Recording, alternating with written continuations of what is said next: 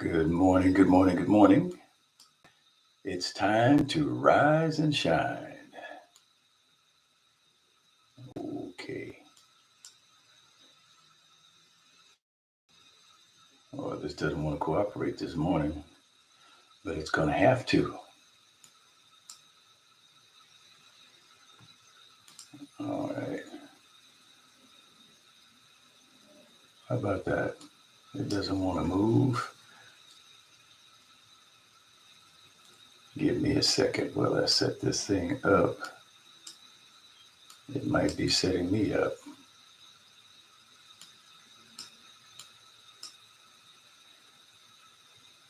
Well, it says that we're here, though, and now it is gone. Well, prayerfully, you can still see me. I just lost you.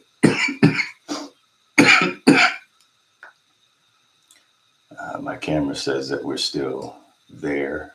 It's still lit up. I pray that you can hear me okay. For my wife, who is right here, if you can hear me and see me, please let me know because I don't hear or see anything. Now you can see me putting on my headphones, and I am opening up. So just getting a kiss from above. Thank you for that. Thank you. I thank God for putting that in my spirit. Because let me tell you, there ain't nothing better than a soft, sweet kiss from somebody who loves you. I tell you, I've been single a long time. I almost forget what that's like if it wasn't for Jesus. I tell you. But he can sometimes step in and give you a small, soft kiss. And everything is okay. Here, Dr. Jerome has arrived. I see him on the screen. And I will give it over to you. We've prayed, Lord. All right. Well, I say good morning to everybody. For those who are here on YouTube, um, I'm waiting on some sort of a sign. I pray that we are still on YouTube because I don't see anything anymore. Okay, I just heard the sign that we are loud and clear. I just won't see any of your comments because it has disappeared from my screen. Well, this is a beautiful day. This is the day that the Lord has made, and I'm glad He woke me up this morning. Or as I heard them saying on Clubhouse when we tuned in, is that we got a soft, gentle kiss that woke us up. And I've heard testimonies that speak of or describe that soft, gentle kiss as the finger of love, that He woke us up. Or the testimonies that in the old church mothers would say, He woke me up this morning and started me on my way. Had a reasonable portion of my health and strength, closed in my right mind. And I got a mind to run on. Let's see what the end's gonna be. All right. Well, listen, we have been talking about wealth and what wealth, what 10 types of wealth, and one of the reasons why we're talking about the 10 types of wealth so that we can recognize what's going on. We can recognize the wealth that we've had in our hands. We've had opportunities to appreciate the wealth and even to invest in our wealth. After today, we can clearly state that I'm in my wealthy place. I'm not broke. I'm not emotionally bankrupt. My soul is wealthy. My spirit man is wealthy, um, and I'm physically wealthy, financially wealthy.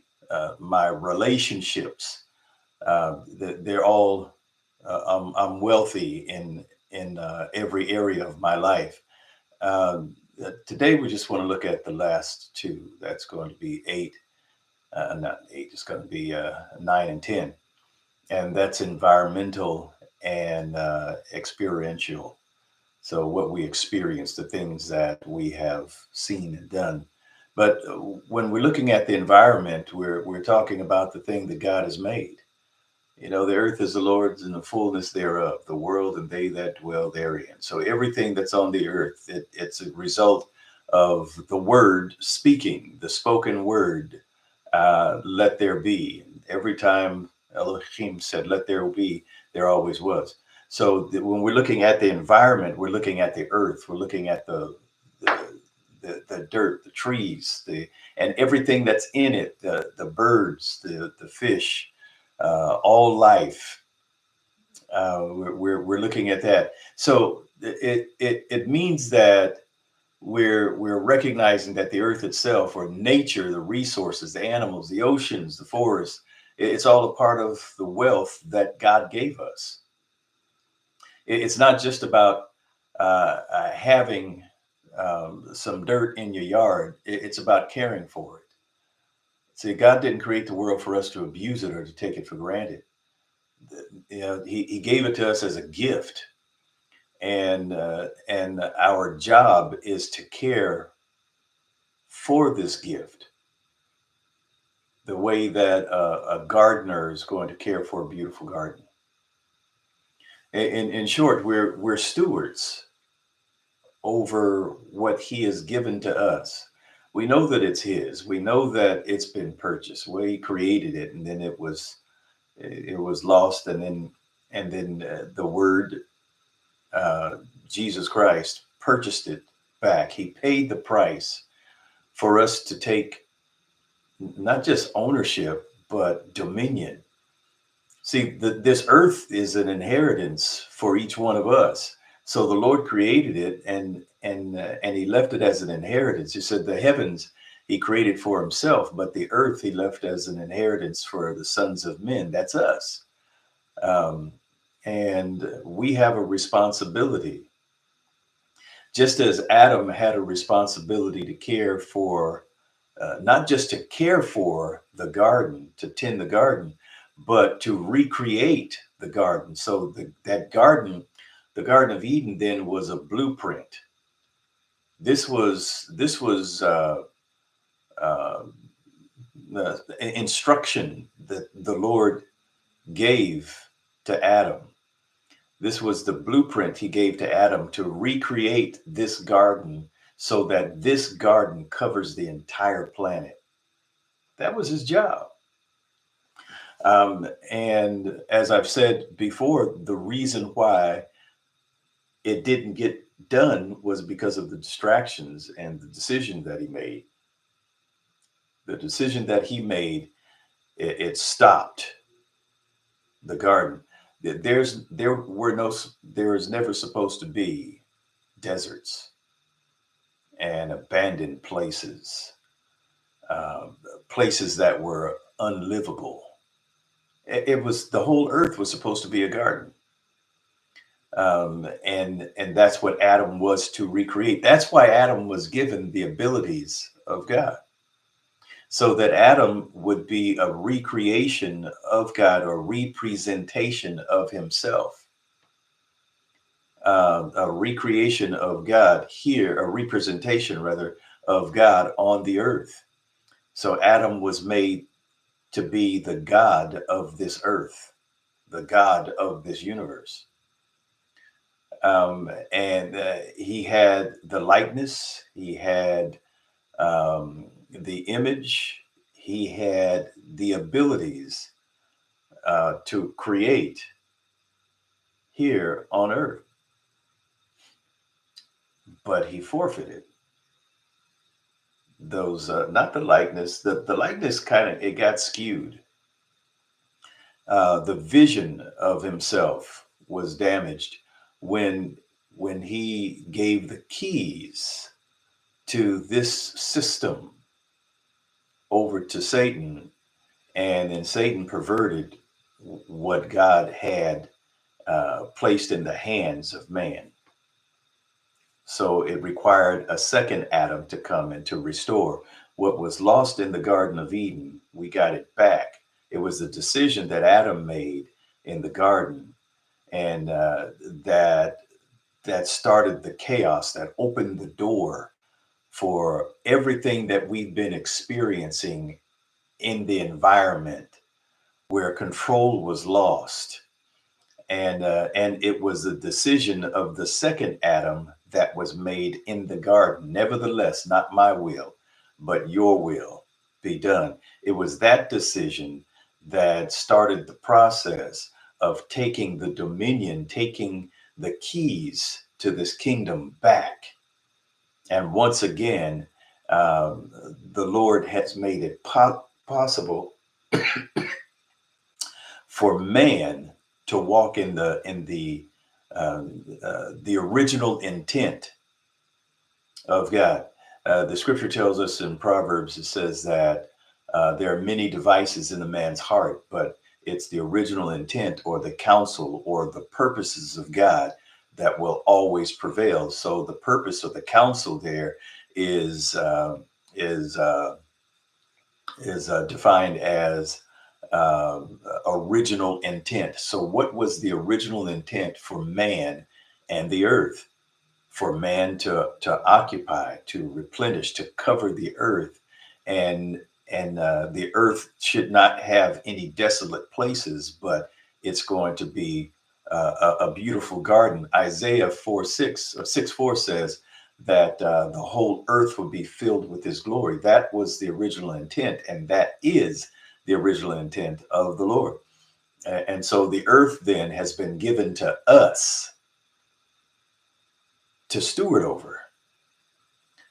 Yeah, we so it's really hard to support. I know the intent of the statement when we say God is in control.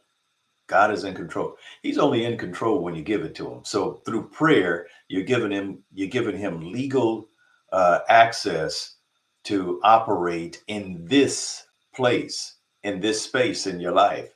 So when we're people of prayer, then we're saying is that we're giving God permission to operate in this situation because I have to tell you that it was never his intent. It was not his original intent for him to rule the earth. That wasn't the way that it was supposed to be. The way it's supposed to be is that man would be given dominion. Dominion is to say to dominate, the power, the ability to dominate the earth or to control the earth. So man is in control. Oftentimes when we say God is in control, it's a cop out. It's no different than Adam saying, "Well, it was the woman you gave me." So Adam was blaming God for his decision. He's like, I was fine, being all one. I was fine being alone, and that's not true because God said it wasn't good for man to be alone. And it wasn't when he said that, he wasn't just talking about creating Eve, he was talking about Adam occupying this entire earth by himself. But there was a plan for procreation, and that required a woman. So for Adam, God gave him Eve. Eve would be the completion of the man in God, not the competition, but the completion. So she was created to connect to his vision and to be inspired by his worship. So he walked with God, he talked with God. So she could take and think and do the things that it just wasn't in him to do. So now he was complete in himself, but it wasn't good for himself to be all one or alone. So there was somebody who was going to think different and going to add to this walk, this relationship. But anyway, for all of the things that went wrong, they blamed God. Yeah, Adam blamed Eve, and Eve blamed God's creation, the serpent. And now the snake can't talk no more. Yeah. So that's something that the devil will use you until he gets you in trouble. Then he's gonna disappear and let you just leave you out there. You thought you had help. He's no help. He can't do anything that's going to produce life. The only thing that's in him is death. That's why there's so many things that keep changing, because it'll die. And once it's dead, he can't do nothing with it. And he's going to kill something else. So when it comes to the environment, we got to understand that when we come into the realization that we have environmental wealth, there's power in our tongue, there's abilities in our hands, and when we begin to appreciate the thing that God has created for us, we can say, hey, you know what, I'm in my wealthy place. Yeah, I can take care of my yard, even if taking care of your yard means paying somebody to cut the grass and fertilize and put in the systems for you, and then you can set up your you can program your sprinklers like I'm doing now. I'm watering the grass. It used to be when we watered the grass that you're standing out in the front yard with the water hose and got your thumb over. Y'all probably don't remember that, but you got your thumb over the nozzle there, and you're spraying the the grass with water, and it's something because our grass stayed green, and that's the way we watered it, and it stayed green. It worked.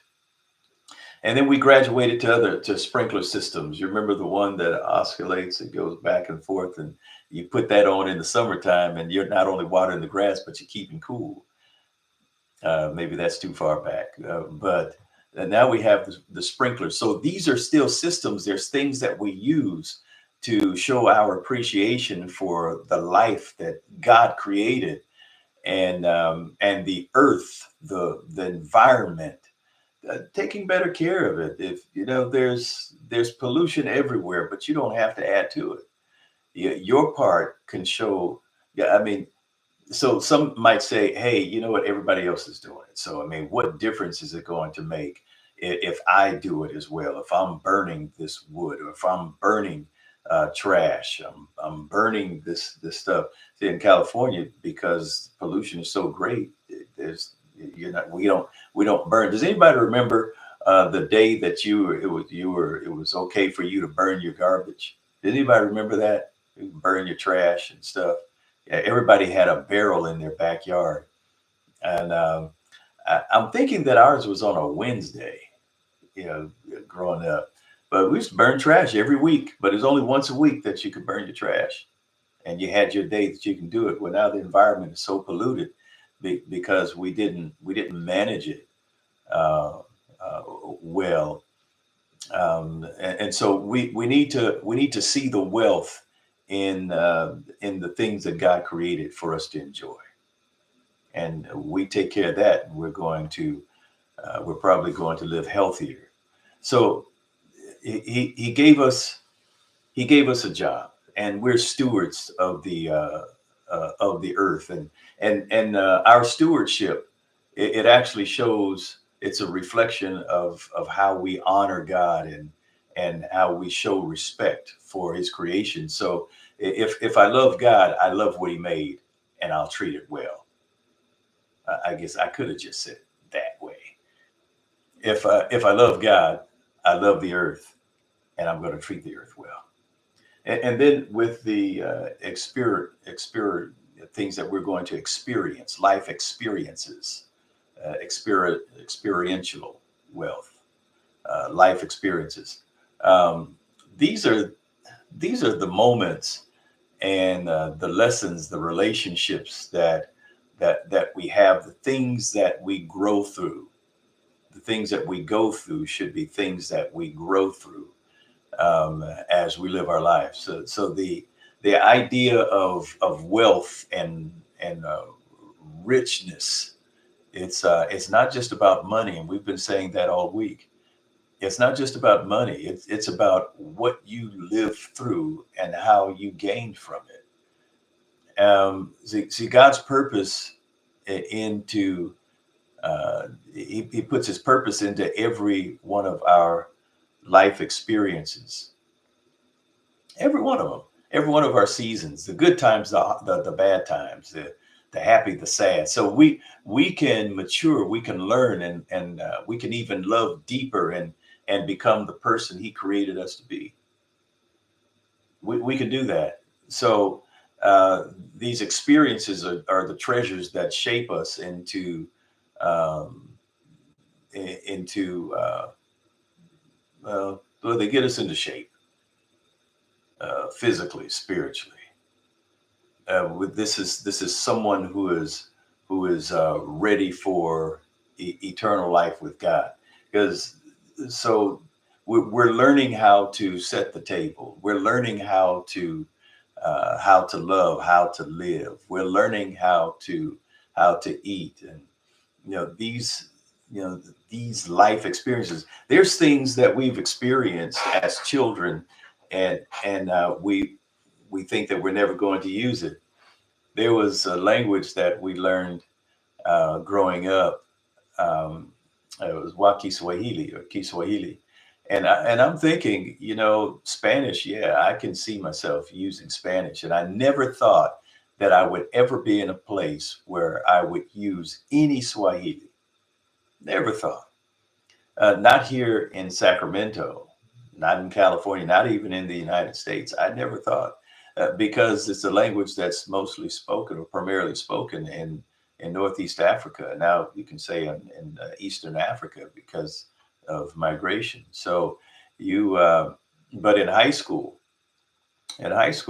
I had a substitute teacher, and I recognized his name and his accent. Now I was a senior. Now, what I didn't say is that I was 12 the last time we were at the Saturday school, the Shule Jimamosa,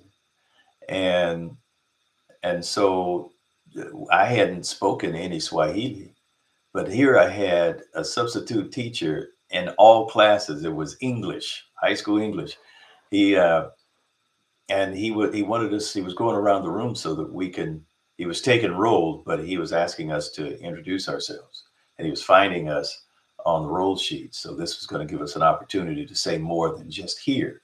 So when it came to me, I introduced myself in Waki Swahili, and he said something else. He said, "Ah," and he said something to me, and I knew what he said. He kept it simple, and then I responded, and we went back and forth, just really surface, but went back and forth for a little while, and then he said something to the class, and I don't remember how it was set up, but somebody said something about I would like to go to Africa and learn to speak Swahili, and I said it in Waki Swahili, and it was just something that I never thought that I'd ever use it in in that. And then it happened again years later when I was stationed at Homestead Air Force Base, where I was going through the billeting, and there were some Kenyan fighter pilots who they spoke English. I mean, I understood what they were saying, but there was a question, and so I went over and I interpreted for them, and just counted their change for them. I told them how much it was. It was just $20, Ishirini 20, and they got it. And we had some conversations afterwards, and it could be that I just understood their broken English through their their their accents, their heavy accents. But these are things I didn't think that I would ever use, and so it wasn't that I discredited them. Apparently, I paid attention, and I used them much later in life, and then and then to end up being invited to do ministry in East Africa, in Nairobi, in Kenya, and Machakos, and some of the other places, Kakima, in East Africa, and then both we've even gone northern and southern on the East Coast, and even Central and West Africa, and just different places, not knowing that the experiences of the things that I saw um, and learned as a child. And I'm talking about truth. I'm not talking about that nonsense, that the propaganda that is being put in front of us on television. You think that you know, that have you thinking back in the 60s that Africa was a jungle. Not, they don't tell the truth that all of humanity benefits from Africa. That every country on this earth benefits from Africa. I made a statement when we were in, I'm not sure where we were, um, in Liberia, and I said, if Africa no longer exists, that the whole world would die. So there's a vision that we have of Africa, and there are people who look like me who say, I don't ever want to go over there. And, I mean, there's things about desired places that you want to go. Let me tell you something. When you go there, it changes your life. For us, the first thing you're going to do, somebody's going to say to you, welcome home. That's one. And then you realize that life began there on this continent of Kebulon that became Africa. And that's another lesson. But so here, when we understand that the things that we've experienced in life, along with the environment, we appreciate the environment, the earth that the Lord made, the world that He created for us to not to be controlled by, but to buy, to own. There's enough for everybody. Um, you've got to see the value, and then we can learn about the environment. We can learn about it, and this goes to the experience, and then we can begin to manage it. We can grow our own food. This goes to the experience that's going to benefit us. This shows our appreciation. I love God, so I love what He made, and I'm going to treat it well.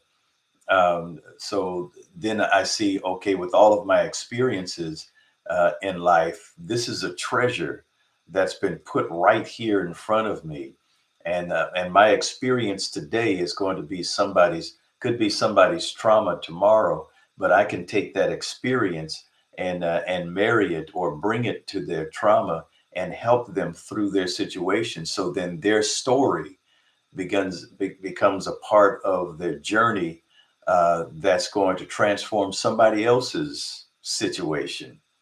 So my story, whether it's good or bad, this is a part of my journey or my walk with God. This is it. So here it is, simply put, that uh, the environmental wealth, my environmental wealth, it's God's treasure, and He wants me to take care of it. He's given me control over His treasure. He's given me control over the earth. When I find a situation, the environment, when I come to a place where I don't know what to do, or it begins to be overwhelming, David said, lead me to the rock. And that's part of the environment too, isn't it?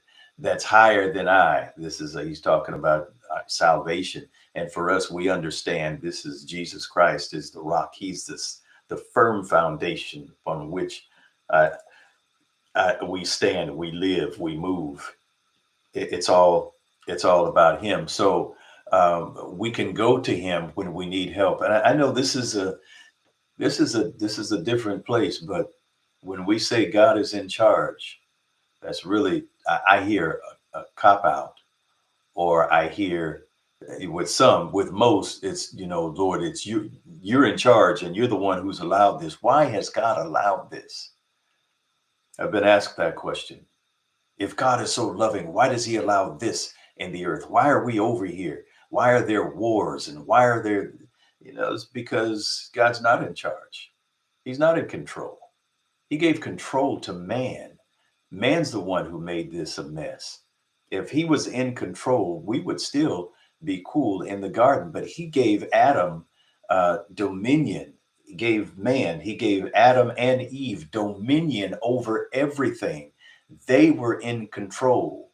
Adam could have shut the devil down real quick. He could have taken care of that snake real quick, but he didn't. He allowed him to speak. And because okay, I'm getting something for somebody now. Because he allowed the devil to speak, we got all of this stuff. There was deception. So his wife was deceived. Adam was not deceived. He made a conscious choice to defy the will of God. Can I, so when the devil speaks, there's an influence, and we're allowing this doctrine, or the thought, the plan of the demons and the devils to enter into the ears of anyone who is in earshot, anybody who's listening or watching. Yeah, so this should put an end to this stuff about, somebody's getting delivered and there's devils, and we asking the devil, well, what's your name and what's your assignment? It doesn't matter. You don't allow the devil to speak. You do not allow demons to speak, because when they speak, their words are going into the ears of the people. Just as faith comes by hearing, because what you hear goes into you from your ears into your heart, and then it's out of the abundance of the heart your mouth is going to speak. And if your mouth is only speaking the things it's been influenced, we start quoting more devils than we quote the word. We're quoting the doctrine of devils instead of what we're talking about, what the devil's doing. The devil's doing this. Why are you testifying about the devil? Let's talk about what God is doing through us. Let's talk about that. Let's talk about the power that we have over the environment. Let's talk about the power we have over even our social, our financial wealth. All of these wealthy places that we've been talking about and we're experiencing. And like, let's talk about that. Let's stop giving power to the devil and these demons and talking about their doctrines. Let's just speak the word, as Paul said to Titus, speak thou the things that have become sound doctrine. If it's not sound doctrine, don't talk about it. You can excuse yourself from conversations. Depart from the presence of a foolish man when thou perceivest in him not lips of knowledge. If they have no knowledge and they want to contend, people want to argue with you. Well, let's debate. No, you can do that by yourself. I'm not getting ready to debate the scriptures with you. If you want to have a conversation, if you want to learn something, we can talk. Because we were taught, when you talk, you teach. What's the rest of it? When you listen, you learn. So what is it that we're learning?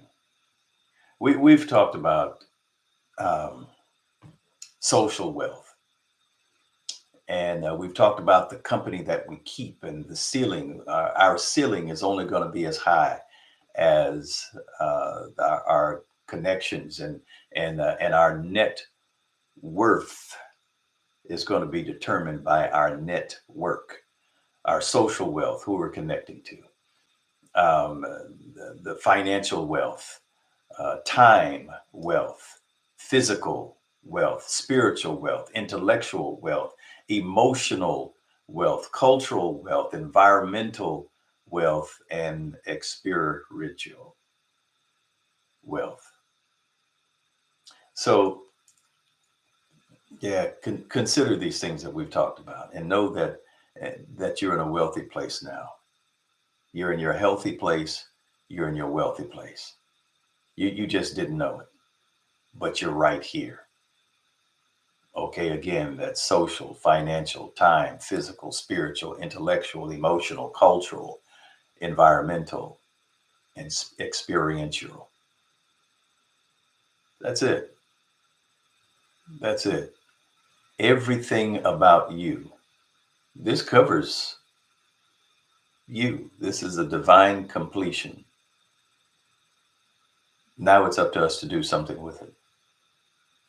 You can continue the conversation. And we're going to continue the conversation. This is Friday. We're getting ready to take off. There's some folks, married folks, getting ready to go off on a for the retreat for the married folk. There we go. I found me. I found me. Um, Remember to like and to share this, and not just this one, but all of them, the whole week. So we covered a lot of ground. Um, I just speak blessings over your life, and that's it. I'm in my wealthy place right now. That includes your finances. It doesn't exclude, but it includes your finance. And there's more wealth. Just see that everything I set my hands to prosper. You know, you just go back to Deuteronomy 28, begin at verse 1. 2 is when you really pick it up. And go up to 12, 13. And know that this is mine now. It's for me right now. Now and forever. Forever and always. Hmm. That includes my today and all my tomorrows. My past is even wealthy. I didn't recognize it. I thought they were just challenges. No, this is some change that was coming. I was being transformed, and I'm a better man today because of every experience that I've had in all my yesterdays. And I'm excited about tomorrow and the people, the relationships, and I know what I'm connecting to, and be careful of the things you allow to connect to you. You know, some things that would drain you. Yeah, we don't want to do that. We want to be a help, but we need to learn and operate in wisdom so we know how we're doing that. Okay. Well, I pray that this was a blessing to somebody. Yeah, not just me, but that somebody was blessed. Again, remember to like and to share. We're getting ready to end the stream here on YouTube, and I invite you to come on over to Clubhouse and join this conversation. Um, you're going to have time to express yourself. As I say every day, you have time to express yourself. You got 2 to 3 minutes, whatever it is that you want to say, you can do it then. And if you can't do it in 2 to 3 minutes, then that's fine. You can have a conversation beyond the 2 or 3 minutes with somebody else, or call somebody after everyone has spoken and we've ended the morning session. But we're going to be back on Monday morning, same time, 6 a.m. Pacific Standard Time. Be sure to tune in on Sunday morning at JTC. It's going to be a treat. If you're in Sacramento, you do not want to miss it. Encourage all other members. If you're not going away on the retreat, married folks, the Christian married couples um, in the mountains, if you're not going away, you need to be at Jubilee. Not just online, but be at Jubilee. If you're in this area, be there physically. 7000 Franklin Boulevard, Suite 560 at 10 a.m. Sacramento. All right. Blessings to you all. And we're going to see you again on Monday morning at 6 a.m. Pacific Standard Time. Thank you. Thank you. And I'm ending this stream and pressing pause on my mic so the moderators will be able to take it from here and guide this conversation today.